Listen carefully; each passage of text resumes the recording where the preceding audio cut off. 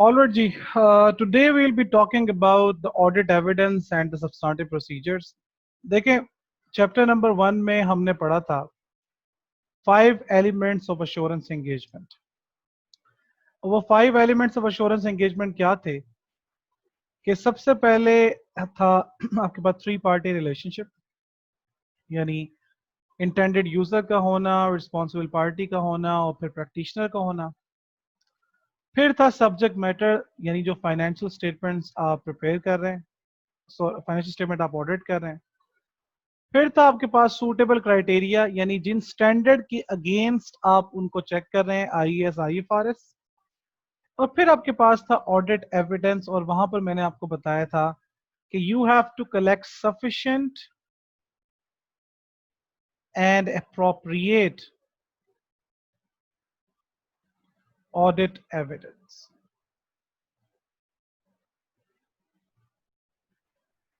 To support your opinion. देखिए, ultimately आपने share holder को रिपोर्ट देनी है, एक रिपोर्ट इशू करनी है, एक ओपिनियन देना है regarding the truthness and fairness of the financial statements. So आपको क्या करना है कि आपको एविडेंस गैदर करना है, और ये एविडेंस जो है ये it should be sufficient and appropriate. देखिए, जब हम बात करते हैं ना सफिशिएंसी की, तो याद रखिएगा कि sufficiency is in terms of the quantity, कि कितना एविडेंस गैदर करना है। हमेशा सफिशिएंसी देखी जाती है क्वांटिटेटिव टर्म्स में। अब क्वांटिटी को अफेक्ट करने के डिफरेंट फैक्टर्स, जितना मैंने आपको बताया था, इंटरनल कंट्रोल सिस्टम इंपॉर्टेंट है, कि अगर सिस्टम स्ट्रांग होता है तो हम लेस एविडेंस गैदर करते हैं, सिस्टम वीक होता है तो हम डिटेल टेस्टिंग परफॉर्म करते हैं, ज्यादा एविडेंस गैदर करते हैं।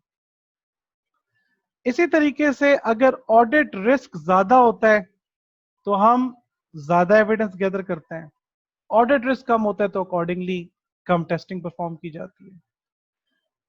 सिमिलरली आपका अगर फर्स्ट टाइम ऑडिट है तो आप ज्यादा टेस्टिंग परफॉर्म करते हैं, क्योंकि अभी आपको क्लाइंट की उतनी डिटेल अंडरस्टैंडिंग नहीं होती। अगर आपका रिकरिंग ऑडिट है, क्लाइंट रिपीट है आपका, तो फिर आप अकॉर्डिंगली कम एविडेंस गैदर करते हैं, कम टेस्टिंग परफॉर्म करते हैं, क्योंकि बहुत सारी एरियाज की आपको एक स्ट्रॉन्ग अंडरस्टैंडिंग होती है।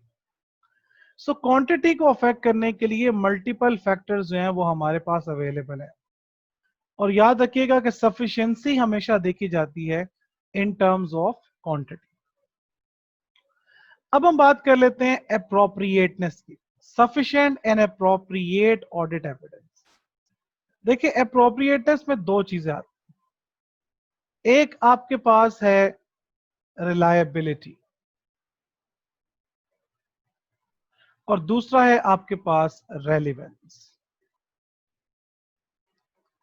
यानी ये जो आप एविडेंस गैदर कर रहे हैं, क्वांटिटी तो आपने चेक कर ली सफिशिएंसी में, अब वो जो ऑडिट एविडेंस है वो रिलायबल भी होना चाहिए। अब रिलायबिलिटी के भी फर्दर फैक्टर्स हैं, जिस तरह आपके पास एक होगा जो कि वो एविडेंस है जो कि ऑडिटर ने खुद जनरेट किया, ऑडिटर जनरेटेड ऑडिट एविडेंस, वो मोस्ट रिलायबल होगा क्योंकि वो ऑडिटर ने खुद जनरेट करके उसको चेक किया। फिर एक वो एविडेंस होगा जो आपको थर्ड पार्टी प्रोवाइड करती है। मिसाल के तौर पे आप ये चेक करना चाहते हैं कि क्लाइंट ने वो बैलेंस जो अपने स्टेटमेंट ऑफ फाइनेंशियल पोजीशन में शो किया हुआ है कि इतना बैलेंस इनके पास बैंक में मौजूद है, तो आप क्या करते हैं, आप क्लाइंट की परमिशन से बैंक को एक लेटर लिखते हैं कि काइंडली आप कंफर्म करते हैं क्या यही अमाउंट इनके बैंक अकाउंट में मौजूद है, या फॉर एग्जांपल इनका कोई रिसीवेबल है, इन्होंने लिखा हुआ है कि हमने उस रिसीवेबल से इतने पैसे लेने, फॉर एग्जांपल $1 लाख लेना है, तो आप क्लाइंट की परमिशन से उस रिसीवेबल्स को एक लेटर लिखते हैं, वो भी क्लाइंट के लेटर हेड पे, कि यार आप कंफर्म कर दें क्या आपने वाकई ही इनके 1 लाख रुपए देने हैं, तो वो आपको कंफर्म कर देगा, आपको लेटर का रिप्लाई करेगा। अब वो थर्ड पार्टी का एक एविडेंस है, यानी थर्ड पार्टी तो यहाँ पे ये है कि रिसीवेबल आपको खुद बता रहा है या बैंक आपको कंफर्म कर रहा है कि इतने पैसे इनके यहाँ पे पड़े हुए हैं। और फिर तीसरे नंबर पे आप रैंक करेंगे जनाब, जो आपका मैनेजमेंट का जनरेटेड, मैनेजमेंट जो आपको एविडेंस प्रोवाइड करेगा। सो एक ऑडिटर एविडेंस खुद जनरेट कर रहा है, एक थर्ड पार्टी प्रोवाइड कर रही है, और फिर एक मैनेजमेंट जिसका रिटर्न रिप्रेजेंटेशन आपको दे देती है, लिख इन राइटिंग आपको दे देते हैं कि हम आपको जो बता रहे हैं हम आपको सही बता रहे हैं, ये ऐसा ही है। इसी तरीके से रिलायबिलिटी में जो आपके पास जो ओरिजिनल कॉपीज होती हैं, for example original sales agreement, original loan agreement, original lease agreements, वो ज्यादा रिलायबल होते हैं फोटो कॉपीज से। और फिर आपके पास थर्ड नंबर पे आ जाती है रेलिवेंस। रेलिवेंस का मतलब ये है कि जाहिर बात, अब आप सेल्स पे अगर टेस्टिंग परफॉर्म कर रहे हैं तो sales invoices, goods dispatch notes, ये आपके रेलिवेंट डॉक्यूमेंट्स हैं। अगर आप नॉन करंट एसेट पे परफॉर्म कर रहे हैं तो वही आपका general ledger, non current asset register, ये आपके रेलिवेंट डॉक्यूमेंट्स हैं। वो रेलिवेंस है, ये तो नहीं ना कि मैं लोन के प्रोसीजर्स लगा रहा हूँ, यानी लाइबिलिटीज को चेक कर रहा हूँ और चेक में कर रहा हूँ जनाब क्या कहते हैं इक्विटी को, ऐसा तो नहीं हो। सो ऑडिट एविडेंस जो होना चाहिए वो क्या होना चाहिए? Sufficient and appropriate audit evidence. और ये जो सफिशिएंसी और अप्रोप्रिएटनेस है, सफिशिएंसी हमेशा हम देखते हैं क्वांटिटेटिव टर्म्स में कि कितना एविडेंस गैदर करना है। रिलायबिलिटी का मतलब ये है कि वजारी बात है आपने उस एविडेंस पे रिलाय करना है, रिलायंस प्लेस करना है। सो जो ऑडिटर खुद एविडेंस जनरेट करता है वो मोस्ट रिलायबल। देन आपके पास थर्ड पार्टी वाला एविडेंस, फिर आपके पास मैनेजमेंट जनरेटेड एविडेंस, फिर आपके पास ओरिजिनल कॉपीज वगैरह, ये सारी चीजें रिलायबिलिटी के फैक्टर्स को अफेक्ट करती हैं। और फिर आपके पास आ जाता है रेलिवेंस के फैक्टर्स। ऑलराइट, अब हम बात करेंगे जनाब सब्सटैंटिव प्रोसीजर्स पे, और उससे पहले अगेन मैं आपको एक चीज रिमाइंड करा दूं जो कि हमने इंटरनल कंट्रोल्स में भी पढ़ी थी, दोबारा से आपको बता दूं कि देखिए ऑडिट प्रोसीजर जो हैं ये दो तरह से हैं, टू टाइप्स के हैं। एक आपके पास है जनाब सिस्टम को टेस्ट करने के लिए,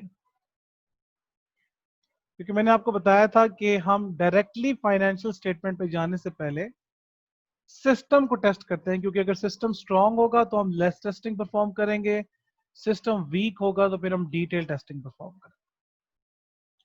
और फिर जब सिस्टम टेस्टिंग परफॉर्म कर लेते हैं देन हम फाइनेंशियल स्टेटमेंट्स पे आ जाते हैं।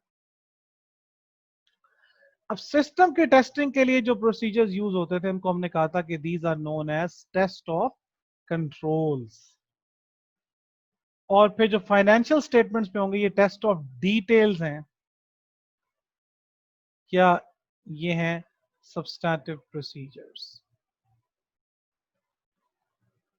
सो ये बात याद रखिएगा कि सब्सटैंटिव प्रोसीजर्स का मतलब ये है, सब्सटैंटिव टेस्टिंग का मतलब ये है कि आप फाइनेंशियल स्टेटमेंट्स पर टेस्टिंग परफॉर्म करें।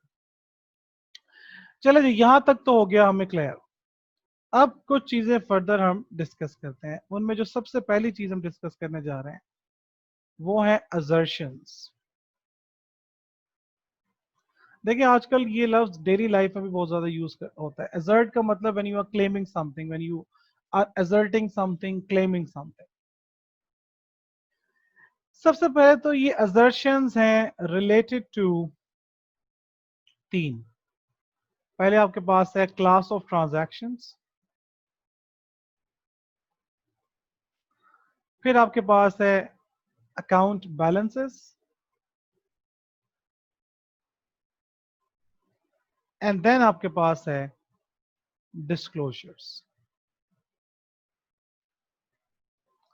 यानी in other words you can say कि आपके पास क्लास ऑफ ट्रांजैक्शंस का मतलब ये है कि assertions related to statement of profit or loss, assertions related to statement of financial position, and assertions related to notes to the financial statements.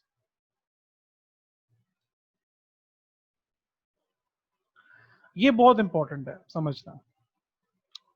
देखिए मिसाल के तौर पे मैं आपसे कहता हूं, एग्जांपल लेते हैं यहां पे।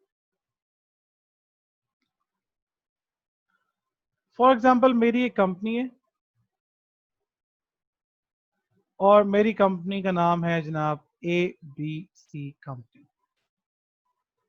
अब ABC कंपनी की फाइनेंशियल स्टेटमेंट्स और इसमें स्टेटमेंट ऑफ फाइनेंशियल पोजीशन, और स्टेटमेंट ऑफ फाइनेंशियल पोजीशन में देन यू हैव एसेट्स और फिर एसेट्स के अंदर then you have non current assets, और फिर उसमें मैं आपके पास चला जाता हूं जनाब property plant and equipment. So company है एबीसी कंपनी, उसकी फाइनेंशियल स्टेटमेंट में हमने स्टेटमेंट ऑफ फाइनेंशियल पोजीशन ले ली, और फिर जनाब हमने उस स्टेटमेंट ऑफ फाइनेंशियल पोजीशन की एसेट्स और फिर नॉन करंट एसेट्स, और नॉन करंट एसेट्स में property plant and equipment. Property plant and equipment की मैं आपसे बात करूं, अब इस प्रॉपर्टी प्लांट एंड इक्विपमेंट का F7 में आप पढ़ के आ रहे हैं, एक स्केड्यूल आप बनाया करते हैं, क्योंकि बैलेंस शीट में तो एक टोटल फिगर जा रही होती है। अब इसमें आपके पास लैंड है, बिल्डिंग है, लीज होल्ड प्रॉपर्टी है, प्लांट एंड मशीनरी है, एटसेट्रा। ये स्केड्यूल में आपके पास से फॉर एग्जांपल अभी मेरे पास 3 किस्म के एसेट्स हैं। अभी मेरे पास मैंने लैंड रिकॉर्ड की हुई है, बिल्डिंग रिकॉर्ड की हुई है, and then I have lease hold property. ये 3 चीजें जो कि मेरे प्रॉपर्टी प्लांट इक्विपमेंट में रिकॉर्डेड है।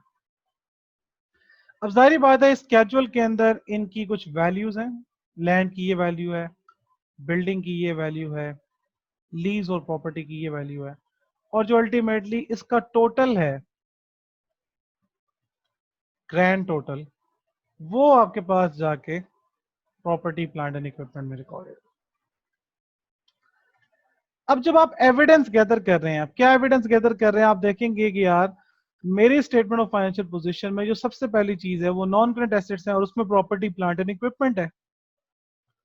अब आप इस प्रॉपर्टी प्लांट एंड इक्विपमेंट का क्या क्या चेक करेंगे? सबसे पहले तो जारी बात है, आप देखेंगे कि यार ये जो प्रॉपर्टी प्लांट एंड इक्विपमेंट मैंने शो किए हुए हैं, लैंड है, बिल्डिंग है, लीज और प्रॉपर्टी है, ये एग्जिस्ट भी करते हैं कि नहीं। तो आप इसकी एग्जिस्टेंस कंफर्म करें,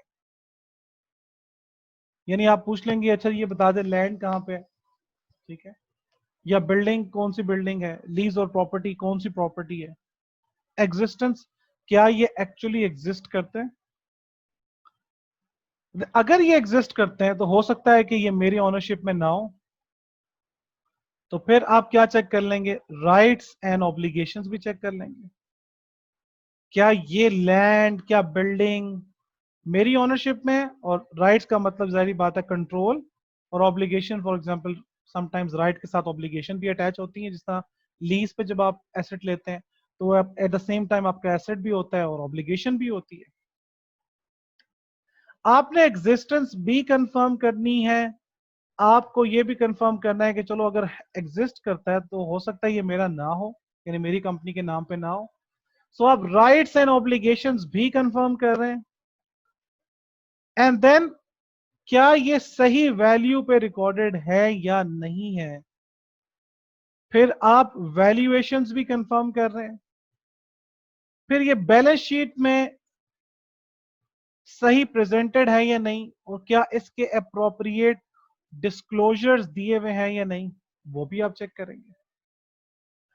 अब जब आप मेरे एसेट्स चेक करने जा रहे हैं मेरी कंपनी के, और उसमें लैंड भी, बिल्डिंग भी, लीज और प्रॉपर्टी भी, तो एसेट्स में सिर्फ ये नहीं कि आप वैल्यू चेक करेंगे, जो वैल्यू आपको बैलेंस शीट में शो हो रही है, इसके वैल्यू के साथ साथ आप इसकी एग्जिस्टेंस भी, आप इसकी राइट्स एंड ऑब्लिगेशन भी, आप इसकी वैल्यूएशंस भी, प्रेजेंटेशन भी, डिस्क्लोजर्स भी, ये जो आप सारी चीजें वेरीफाई करेंगे as part of your testing, ये सब कहलाती हैं असर्शंस। एग्जिस्टेंस एक असर्शन है, और ये बेसिकली कंपनी का क्लेम है कि जो एसेट्स उन्होंने बैलेंस शीट में शो किए हैं वो एक्चुअली एग्जिस्ट करते हैं, और जो एसेट्स उन्होंने बैलेंस शीट में शो किए हुए हैं वो उनके ओनरशिप में है, और जो उन्होंने वैल्यू शो की हुई है वो करेक्ट वैल्यूज हैं, और उन्होंने अकॉर्डिंगली प्रेजेंट भी सही की है, और उसके रेलिवेंट डिस्क्लोजर्स भी प्रोवाइड किए। ये एक्चुअली कंपनी क्लेम कर रही है with in the financial statements, और जब मैं टेस्टिंग परफॉर्म करूंगा तो मैं इन्हीं क्लेम्स को वेरीफाई करूंगा, एग्जिस्टेंस जाके चेक करूंगा फिजिकल इंस्पेक्शन से, राइट्स एंड ऑब्लिगेशंस में उनकी रजिस्ट्री से और लीगल और ऑनरशिप डॉक्यूमेंट से चेक करूंगा, वैल्यूएशन में जाके मैं स्केड्यूल्स में देखूंगा कॉस्ट कितनी थी, डेप्रिसिएशन कितनी चार्ज की है, कैरिंग वैल्यू, फिर उसका टोटल चेक करूंगा, प्रेजेंटेशन में जाके देखूंगा कि नॉन करंट एसेट्स में पीपी को सेपरेटली प्रेजेंट किया हुआ या नहीं किया हुआ, डिस्क्लोजर अकॉर्डिंग टू IAS 16 दिए हैं या नहीं दिए। जब मैं ये सारी चीजें चेक कर लूंगा तो ये टेस्टिंग परफॉर्म हो गई, और ये जो टेस्टिंग परफॉर्म हुई है इसमें आपने क्या वेरीफाई किया है, आपने असर्शंस को वेरीफाई किया। सो ये एग्जिस्टेंस, राइट एंड ऑब्लिगेशन, ये तो करंटली तो जो मैंने आपके सामने एग्जांपल ली है, ये मैंने आपके सामने स्टेटमेंट ऑफ फाइनेंशियल पोजीशन की एग्जांपल ली। इसी तरीके से आप बात कर लें सेल्स की, रेवेन्यू जो स्टेटमेंट ऑफ प्रॉफिट और लॉस में रिकॉर्डेड है, उसकी अपनी असर्शंस है। यानी रेवेन्यू से रिलेटेड क्या क्या बातें हो सकती हैं कि रेवेन्यू करेक्ट वैल्यू पे रिकॉर्डेड है, वहां पे उसको एक्यूरेसी कहते हैं। सिर्फ इसी साल का रेवेन्यू रिकॉर्डेड है, क्योंकि आपको पता है कि revenue for the year ended record होना चाहिए, उसको कहते हैं कट ऑफ। हमने प्लानिंग स्टेज में भी पढ़ा था कट ऑफ, कि यार करेक्ट पीरियड वाला रेवेन्यू रिकॉर्डेड है। इसी तरीके से फिर उसकी क्लासिफिकेशन। सो ये सब चीजें आपके पास कहलाती हैं असर्शंस। तो सबसे पहले जो हम असर्शंस डिस्कस करेंगे वो है related to the class of transactions. assertions related to the class of transactions, which मैंने अभी आपको बताया related to the income statement या statement of profit or loss। तो देखिए सबसे पहले पहली assertion है, इसका नाम है occurrence। ये क्या होती है? Auditors must devise tests to ensure that transaction in the income statement actually took place during the year। यानी वो जो ट्रांजैक्शन इनकम स्टेटमेंट में रिकॉर्डेड है, चाहे वो सेल है यानी रेवेन्यू रिकॉर्डेड है, या फॉर एग्जांपल आपका कोई एक्सपेंस रिकॉर्डेड है जिसमें कोई रेवेन्यू एक्सपेंडिचर रिकॉर्डेड है, सो वो ट्रांजैक्शन एक्चुअली अकर हुई हो,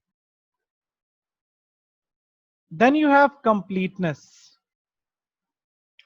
Auditor must devise tests to ensure that all the transactions that took place during the year, यानी जो एक्चुअली अकर हुई हैं, have actually been recorded in the statement of profit or loss। जो जो transaction अकर हुई है, क्या वो तमाम ट्रांजैक्शंस जहां जहां पर उनको रिकॉर्ड होना चाहिए था वहां वहां पर वो चीजें रिकॉर्डेड हैं या नहीं है। Then accuracy. Auditor must devise tests to ensure that all the transactions that took place during the year have been recorded at the correct amounts। और यही वाली जो बेसिकली assertion है ना, इसको हम स्टेटमेंट ऑफ फाइनेंशियल पोजीशन के अंदर वैल्यूएशन कहते हैं कि करेक्ट वैल्यू पर रिकॉर्डेड है। कट ऑफ जो कि ऑलरेडी आप कई दफा प्लानिंग स्टेज पे भी पढ़ चुके थे। Auditor must devise tests to ensure that the transaction that took place yet take place just before and just after the year end have been recorded in the correct accounting period। जैसा मैंने आपको बताया था वो planning stage भी, आपको याद है रिस्क असेसमेंट कर रहे थे कि डायरेक्टर्स का बोनस जो है वो रेवेन्यू पे बेस्ड है, तो हो सकता है कि वो नेक्स्ट ईयर सेल्स को भी इस साल का पार्ट बना दें in order to get more bonus. So हमने कहा था कि यार sale should be recorded in the correct period, वो कट ऑफ था। देन आपके पास है क्लासिफिकेशन। देखिए क्लासिफिकेशन में आप देखिए स्टेटमेंट ऑफ प्रॉफिट और लॉस के डिफरेंट हेड्स होते हैं। आपके पास सेल है, कॉस्ट ऑफ सेल है, ग्रॉस प्रॉफिट है, then you have administrative expenses, distribution cost. F7 पढ़कर आ रहे हैं आप लोग, ठीक है? F7 पढ़ा आप लोगों ने। तो वो क्या था कि हर चीज की अपनी एक जगह है जहां पे उसको रिकॉर्ड किया जाता है। Auditor must devise test to ensure that the transactions have been recorded in the correct amount balances। For example, interest payments recorded as finance cost and not administrative expenses। कि वो तमाम चीजें जिनको रिकॉर्ड होना चाहिए था वो सही जगह पर रिकॉर्डेड हैं, यानी सही हेड में रिकॉर्डेड है, करेक्ट हेड है उनका।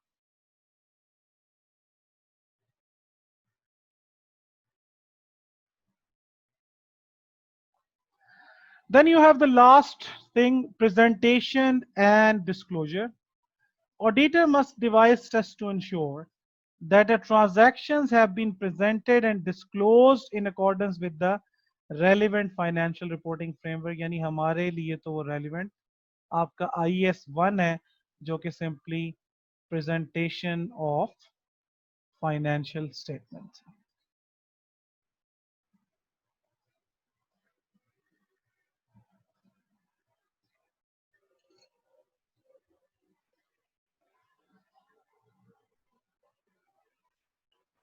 All right, now we'll be talking about the assertions related to the account balances. Related to account balances, यानी स्टेटमेंट ऑफ फाइनेंशियल पोजीशन. देखिए भाई, पहली चीज क्या है, एग्जिस्टेंस. ऑलरेडी जो मैंने आपको एग्जांपल दी थी अभी थोड़ी देर पहले, याद है आपको, मैंने अपनी कंपनी की एग्जांपल दी थी प्रॉपर्टी प्लांट इक्विपमेंट की, और फिर मैंने आपको कौन कौन सी एजर्शंस लैंड बिल्डिंग और लीज और प्रॉपर्टी की वेरीफाई कराई थी. वही वाली बातें याद रखें. Existence. Auditor must devise tests to ensure that the items on the balance sheet यानी statement of financial position actually exist in real life. यानी हम उसको जाके physically inspect करते हैं सबसे पहले, तो यार वो चेक हो जाता है कि जिस एसेट की बात कर रहे हैं क्या वो फिजिकली एग्जिस्ट भी करता है या नहीं करता. देन आपके पास है कंप्लीटनेस. अगेन जहां जहां पर रिकॉर्ड होना चाहिए वहां वहां पर वो रिकॉर्डेड है. Auditor must devise test to ensure that all the items pertaining to the company, whether asset hai, liabilities, equity hai, have been recorded on the statement of financial position. Rights and obligation. Auditor must devise tests to ensure that all the assets on the balance sheet, your statement of financial position, are owned by the company, and all the liabilities are an obligation of the company. Valuation. Auditor must devise tests to ensure that all balances are recorded at the correct value. ऊपर आपको याद होगा मैंने कहा था income statement में इसको accuracy कहते हैं, बैलेंस शीट में हम इसी चीज को वैल्यूएशन कहते हैं. और again the same thing which is according to IAS 1 presentation and disclosure. और ये जो तीसरे नंबर पे है ये है assertions related to disclosures. Occurrence and rights and obligations. Disclose events, transaction and other matters have occurred and related to the entity या relate to the entity. यानी जो भी चीजें हमने जो ट्रांजैक्शन रिकॉर्ड की हुई हैं उसी के डिस्क्लोजर्स होंगे. सो वो जो डिस्क्लोज कर रहे हैं हम चीजें वो एक्चुअली वो इवेंट्स हैं जो कि अक्कर हो चुके हैं. Again completeness. All disclosures have been recorded. Classification. Financial information is appropriately presented and described and disclosures are clear. Or accuracy and valuation. Financial and other information are disclosed fairly and in appropriate amounts. ये हैं आपके पास assertions related to disclosures. और ऊपर जो था वो आपके पास था assertions related to account balances यानी statement of financial position. And then you have assertions related to class of transactions यानी स्टेटमेंट ऑफ प्रॉफिट और लॉस. अब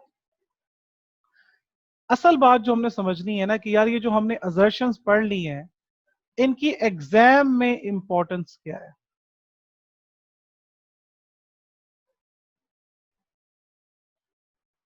देखिए सबसे पहले तो आपको हर असर्शन के बारे में पता होना चाहिए कि ये है क्या, उसको डिफाइन करना आना चाहिए, क्योंकि वो आपसे पूछ सकता है नॉलेज बेस्ड में कि आप कंप्लीटनेस को डिफाइन कर दें, एक्यूरेसी को डिफाइन कर दें. ठीक है, सो नॉलेज बेस्ड में आपको ये पता होना चाहिए. फिर आपको ये सेपरेटली पता होना चाहिए कि स्टेटमेंट ऑफ प्रॉफिट और लॉस से रिलेटेड असर्शन कौन सी है, स्टेटमेंट ऑफ फाइनेंशियल पोजीशन से रिलेटेड असर्शन कौन सी हैं, एंड देन आपको ये पता होना चाहिए कि डिस्क्लोजर से रिलेटेड असर्शन कौन सी. तीसरे नंबर पर जो कि मोस्ट इंपॉर्टेंट बात है, सबसे अहम बात है, वो ये है कि वो आपसे प्रोसीजर पूछ लेता है some time, procedures specific to the assertions.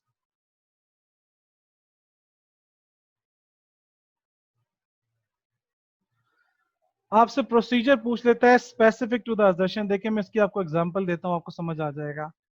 For example paper में वो आपसे कहता है कि प्रॉपर्टी प्लांट एंड इक्विपमेंट की वैल्यूएशन के प्रोसीजर्स बताएं. अब ये बात आप याद रखिएगा कि जब आपने उसने आपसे पूछा है कि प्रॉपर्टी प्लांट एंड इक्विपमेंट की वैल्यूएशन की प्रोसीजर्स बताएं, तो अब आप फॉर एग्जांपल ये लिख रहे हैं कि यार आप जो है इसके ऑनरशिप डॉक्यूमेंट्स चेक करें कि वो कंपनी के नाम पे ये एसेट्स हैं या नहीं, तो ये प्रोसीजर इररेलेवेंट होगा। अगर आप यहाँ पे ऑनरशिप रिलेटेड कोई प्रोसीजर लिखेंगे तो वो इररेलेवेंट होगा। हाँ, अब अगर आपके जहन में ये आ रहा है कि मैं फॉर एग्जांपल लिखता हूं physically inspect the asset, physically inspect the asset, अब आप कहेंगे यार ये तो हो गया एग्जिस्टेंस कंफर्म करने के लिए, सो ये प्रोसीजर भी यहाँ पे रेलिवेंट हुआ। पहली बात तो ये कि अभी तक यहाँ पे ये कोई प्रोसीजर कोई मीनिंग नहीं देता। फिजिकली इंस्पेक्ट द एसेट से आप क्या कंफर्म करना चाह रहे हैं, ठीक है, ये कोई मीनिंग नहीं देता। अगर मैं इसको आगे इस तरह एक्सटेंड कर दूं, physically inspect the asset to confirm the condition of the asset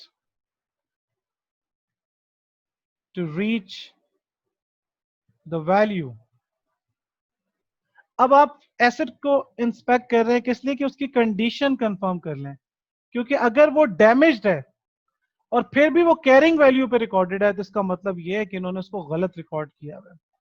क्योंकि एसेट का प्रिंसिपल क्या होता है, should be recorded lower of its carrying value and recoverable amount, और अगर वो ऐसे डैमेज है तो ये इंपेयरमेंट का इंडिकेटर है और आपको उसको रिकवरेबल अमाउंट पे रिकॉर्ड करना चाहिए रादर देन कैरिंग वैल्यू। अब मैं एसेट को इसलिए फिजिकली इंस्पेक्ट कर रहा हूं कि उसकी कंडीशन देख लूं ताकि उसकी वैल्यू तक पहुंचा जा सके, तो ये प्रोसीजर वैल्यूएशन से ही रेलिवेंट है। अगर मैं सिर्फ इसको लिखता physically inspect the asset to confirm existence, तो फिर ये प्रोसीजर यहां पे गलत हो जाता, क्योंकि आप उसकी एग्जिस्टेंस कंफर्म कर रहे हैं और एग्जामिनर आपसे पूछ रहा है वैल्यू। इसी तरीके से आप लिखते हैं कि जनाब inspect the purchase agreement, purchase agreement को इंस्पेक्ट करें, अभी भी ये प्रोसीजर फुल मीनिंग नहीं देता। अब अगर आप ये लिख रहे हैं inspect the purchase agreement to see whether the agreement is on the name of the company, तो इसका मतलब है कि फिर तो ये प्रोसीजर वेरीफाई कर रहा है ऑनरशिप को। लेकिन अगर आप आगे ये लिख रहे हैं कि inspect the purchase agreement to confirm the cost या परचेज प्राइस, कि कंपनी ने ये एसेट कितने का खरीदा था, क्योंकि एग्रीमेंट में वो अमाउंट लिखी होगी, तो अब इसका मतलब है कि ये कंफर्म हो रहा है वैल्यूएशन। तो ये बात याद रखिएगा कि असर्शन की एग्जाम इंपॉर्टेंस ये है, जब एग्जामिनर आपसे स्पेसिफिक असर्शन वाइज प्रोसीजर पूछेगा तो हमें ये मेक श्योर करना है कि हमारा प्रोसीजर इस एम के तहत बनाया जा रहा है कि वो स्पेसिफिक असर्शन ही टेस्ट हो रहा है। सो असर्शन की एग्जाम इंपॉर्टेंस यही है कि आपने ये चेक करना है कि जो आपके प्रोसीजर्स हैं अगर वो specific to the assertion exam में पूछे गए हैं। क्योंकि वैसे आजकल जो है ना, जो प्रोसीजर्स आते हैं वो केस स्टडी, एक केस स्टडी फुल क्वेश्चन आता है, समटाइम पार्ट्स भी आते हैं, और फुल क्वेश्चन तो आजकल लाजमी आता है। तो ज्यादातर प्रोसीजर्स पेपर में असर्शन वाइज नहीं पूछता। पुराने एफ8 के अंदर अगर आप देखें ना, मतलब पुराने पास्ट पेपर्स देखेंगे, उसमें ज्यादातर वो असर्शन वाइज पूछा करता था। आजकल केस स्टडी है, उसमें आपको जस्ट प्रोसीजर लिख रहे होते हैं, एग्जामिनर पर्टिकुलरली ये आपको नहीं कहता कि असर्शन वाइज लिखे, लेकिन समटाइम्स पूछ भी लेता है। सो इसलिए आपको ये पता होना चाहिए कि असर्शन की इंपॉर्टेंस क्या है, कि जब हम वैल्यूएशन की बात कर रहे हैं तो जितने प्रोसीजर होने चाहिए वो वैल्यूएशन। अब आप नोट्स में जाके देखेंगे अपने एफ8 के जो सब्सटेंटिव प्रोसीजर और ऑडिट एविडेंस के नोट्स हैं, वहां पे मोस्टली जितने भी प्रोसीजर मैंने लिखे हुए हैं ऑलमोस्ट तकरीबन सबके आगे लिखा हुआ है कि ये प्रोसीजर कौन सी असर्शन को वेरीफाई कर रहा है। और अगर ना भी लिखा हो तो आपको खुद कॉमन सेंस बेस समझ आ जाएगी कि यार ये जो ऊपर हमने असर्शन पढ़ ली है, कि अगर हम ये चेक कर रहे हैं कि वो रिकॉर्डेड है या नहीं तो ये कंप्लीटनेस है। अगर हम ये चेक कर रहे हैं कि वो सही वैल्यू पे रिकॉर्डेड है कि नहीं तो ये वैल्यूएशन है। अगर हम ये चेक कर रहे हैं कि वो सही पीरियड में रिकॉर्डेड है या नहीं तो ये कट ऑफ है। अगर हम ये चेक कर रहे हैं कि according to the standard present है, प्रेजेंटेड और डिस्क्लोज्ड है कि नहीं, तो फिर ये प्रेजेंटेशन एंड डिस्क्लोजर है। अगर हम ये चेक कर रहे हैं कि ये कंपनी के नाम पे है तो ये राइट्स एंड ऑब्लिगेशन है। अगर ये चेक कर रहे हैं कि वो करेक्ट हेड में रिकॉर्डेड है तो ये क्लासिफिकेशन है। सो अगर आप इसको कॉन्सेप्चुअली समझेंगे तो आपको ईच एंड एवरीथिंग जो है वो समझ आ जाएगी।